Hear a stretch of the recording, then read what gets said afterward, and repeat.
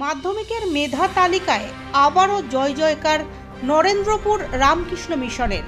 প্রথম 10-এ এবার জায়গা করে নিয়েছে এই স্কুলের 6 জন পরীক্ষার্থী। আবাসিক বিদ্যালয়ে নিয়মানুবর্তিতা স্কুলের পরীক্ষার্থীদের সাফল্যের অন্যতম কারণ বলে জানান প্রধান শিক্ষক স্বামী ইষ্টেশানন্দ।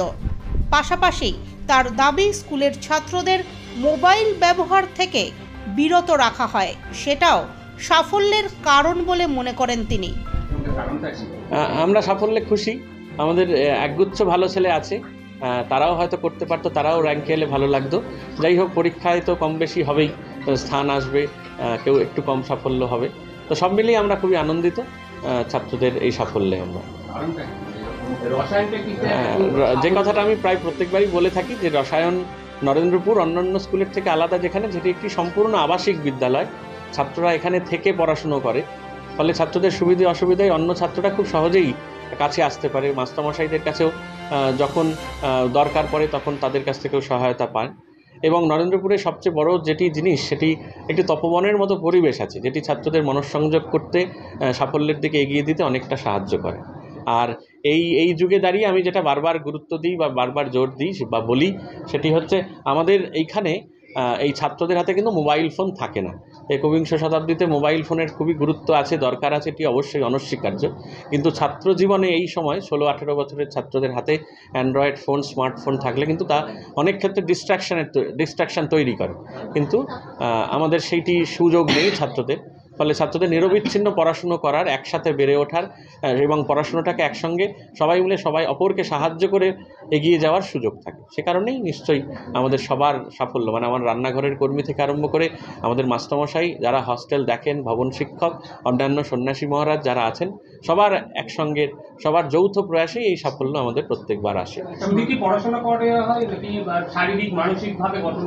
সর্বদাই তো আমরা চেষ্টা করি শারীরিক, মানসিক, বৌদ্ধিক এবং সাংস্কৃতিক সমস্ত বিকাশের জন্য, মানে সর্বোপরি সার্বিক বিকাশের জন্য চেষ্টা করা হয় 5ম থেকে দ্বাদশ শ্রেণী পর্যন্ত প্রায় প্রত্যেক ছাত্রেরই।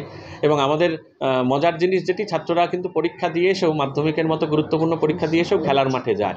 ফলে রেগুলার খেলাধুলো, রেগুলার সকালে উঠে শারীরিক ব্যায়াম, পিটি করা, যোগাসন করা এবং একই সঙ্গে সকাল সন্ধে প্রেয়ার হলে যাওয়া, ছাত্রদের সমস্ত কিছু মিলিয়ে একটি বিরাট যৌথ পরিবারের মতো। তো এই পরিবারের সকল সদস্যই একে অপরকে সাহায্য করে বেঁচে থাকে, ফলে সাফল্য প্রত্যেকবারই আসে, এটি আমার মনে হয়।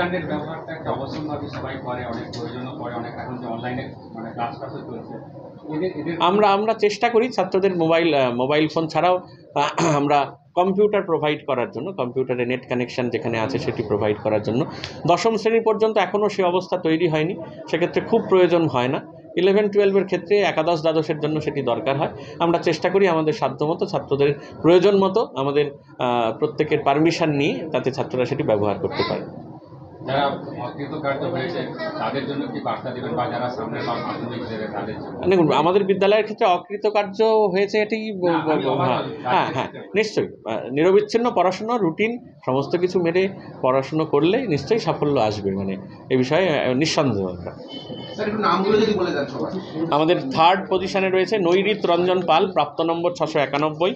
6th পজিশনে রয়েছে অলিভ গায়েন, প্রাপ্ত নম্বর 688। 7th পজিশনে আছে আলেখ্য মাইতি, প্রাপ্ত নম্বর 687। 9ম স্থানে 2 জন ছাত্র রয়েছে বিদ্যালয়ের, ঋতব্রত নাথ এবং ঋত্বিক দত্ত, 685 ওদের প্রাপ্ত নম্বর। এবং 10ম স্থানে আছে আমাদের বিদ্যালয়ের শুভ্রকান্তি জানা, 684। মোট 6 জন 1 থেকে 10-এর মধ্যে রয়েছে মেধা তালিকায়।